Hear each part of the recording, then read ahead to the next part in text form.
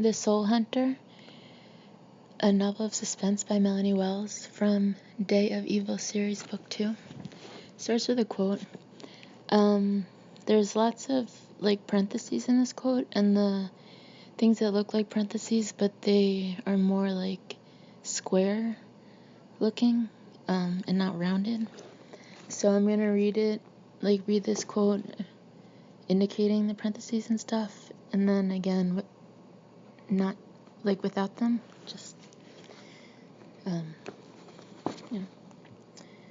Quote, to us, a human is primarily food. Our aim is the absorption of its will into ours, ...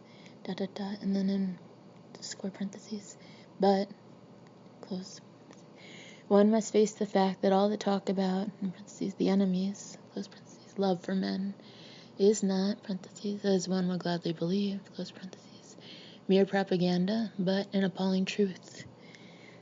End quote. Screwtape to Wormwood in The Screwtape Letters by C.S. Lewis. And then to requote without the little parentheses and everything. Quote, to us the human is primarily food. Our aim is the absorption of its will into ours. ...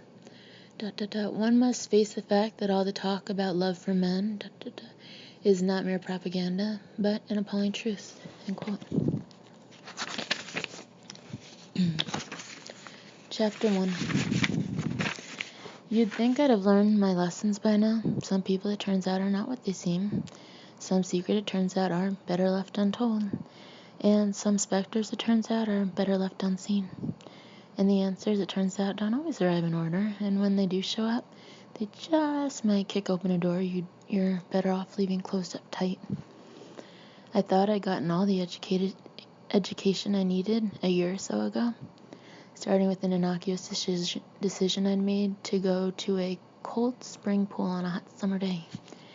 I'd found myself standing in the gaze of the red-hot eyes of hell and discovered quite by accident that I'd caught the attention of the universe somehow, but not the kind of attention you want, if you get my meaning. I'd looked evil in the eye that day and faced it down in the weeks that followed, more out of necessity than anything else.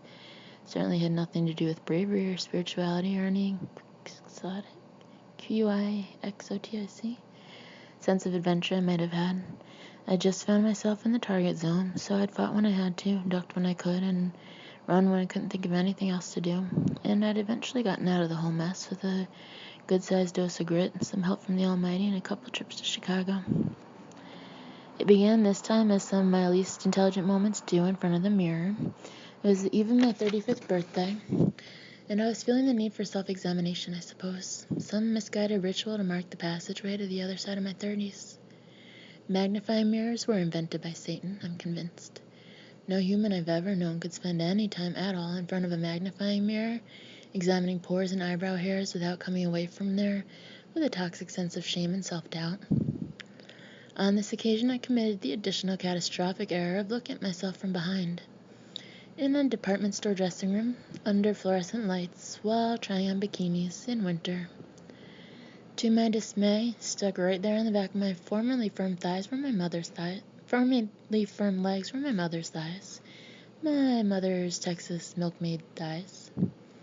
I work hard to stay in shape, though I am an academic, and most of the professors I know are thoroughly slovenly in their personal habits. I have resolutely risen above the fray. I am non-lumpy, I have fitness goals, I have completed a triathlon. And I absolutely refuse to let my rear end slide south toward my ankles. So the dismay I felt at that moment under the lights was genuine. I could not have been more surprised. Now, all women know the steps to combat body image trauma. Men would do well to memorize the procedure too. This sort of handbook type information, if utilized correctly, could cut the divorce rate by a third, I'm convinced. The first step, of course, is to shop, preferably for expensive fitness gear that will encourage you to work out with renewed vigor and dedication. Or, if you choose to punt on self-improvement, an alternative is to shop for a new and fetching outfit that disguises the body part in question. I went for the fitness gear. I swim regularly, but those endless laps in the pool were not warding off the impending thigh disaster. Though I have to say, my arms look pretty smoking. The answer here was shoes. I needed running shoes, now. The second step is to call a friend, or perhaps an evolved squeeze or spouse, and complain. Qualified and well-trained personnel will assure you that you look like a couple $1,000,000 and that you're just in the middle of a psychotic break. Let's go get double hot chocolate lattes, they'll say, which is step 3. Step 4 is to roll your sad little self out of bed the next morning, strap on your new gear, and get yourself to the gym. Most individuals hit the wall after steps 1 or 3. I intended to complete the entire process. I was not going down without a fight. Since I was already at the mall, I abandoned my bikini search and marched myself straight to the sporting goods store, squaring my shoulders against the heady smell of chocolate chip cookies as I passed by Mrs. Fields. I had momentum. I was feeling good. I was on it. And I ran into John Mulvaney. John Mulvaney is a colleague of mine, a fellow psychology professor at Southern Methodist University, a full citizen in the sometimes moldy and pretentious world of academic clinical psychology.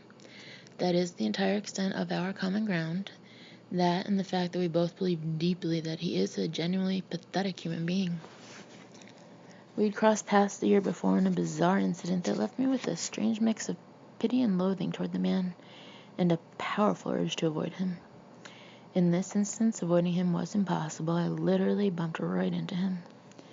He was turning away from the cash register at Mrs. Fields, hands loaded with a half-dozen greasy warm cookies, a soft drink, and a vanilla milkshake. He had a smear of chocolate on his upper lip. I pasted on a fake smile. "Hello, John." "Dr. Foster," he said back. "You can call me Dylan, John. I prefer the title," he mumbled. We went through this silly little ritual each time we spoke. He had never once gotten a Dr. Mulvaney out of me. His eyes firmly fixed on the ground, he sucked hard on his milkshake straw, coaxing a thick cloud of ice cream into his mouth. He chased it with an enormous bite of cookie. I watched with raw disgust, fighting the urge to wipe the chocolate off his lip. "Well," I said, "nice seeing you, John. Have a good afternoon." I turned to leave. I got a good 20 yards into my escape before he called out after me. "I'm going shopping," he said. "I need a sweater." I turned and stared at him. Was this merely a social skills debacle on his part?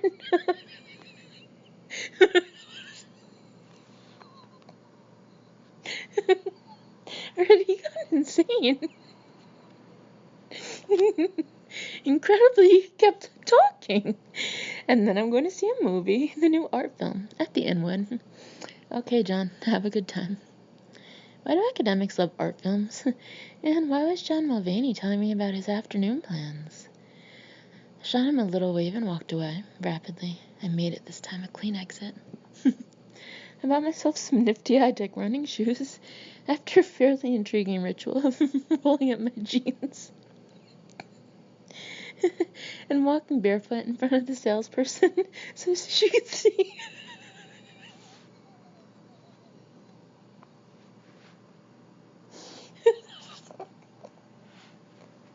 What my feet do when I walk.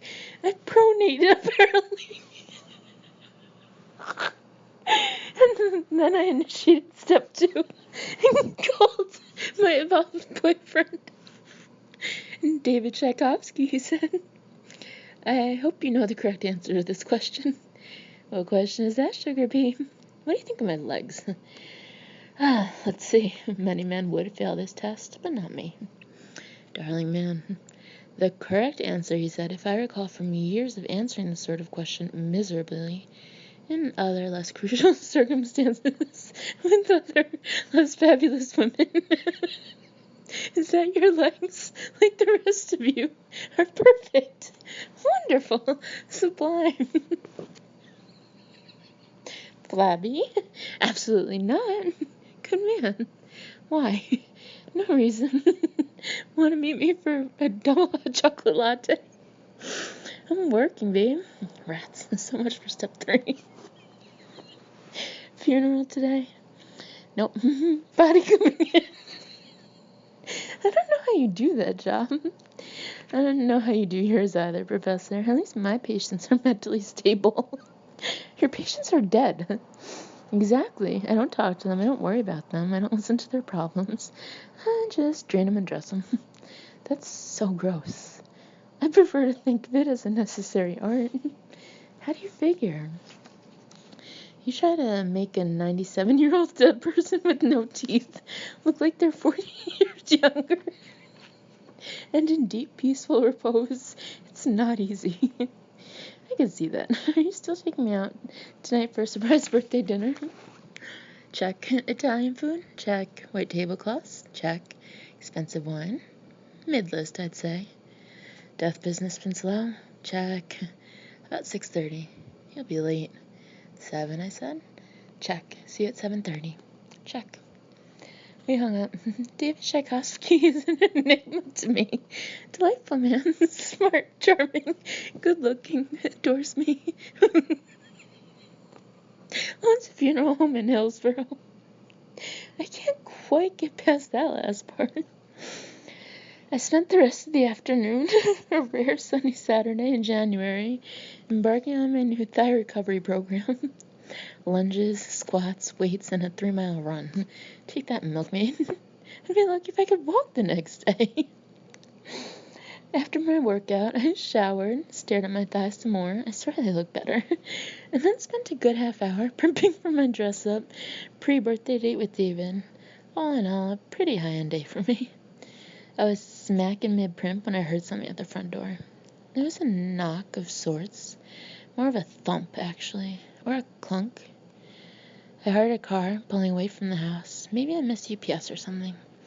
Maybe it was a pre-birthday present. Twinkling with anticipation, I threw on a robe and scooted to the front door, checking the people.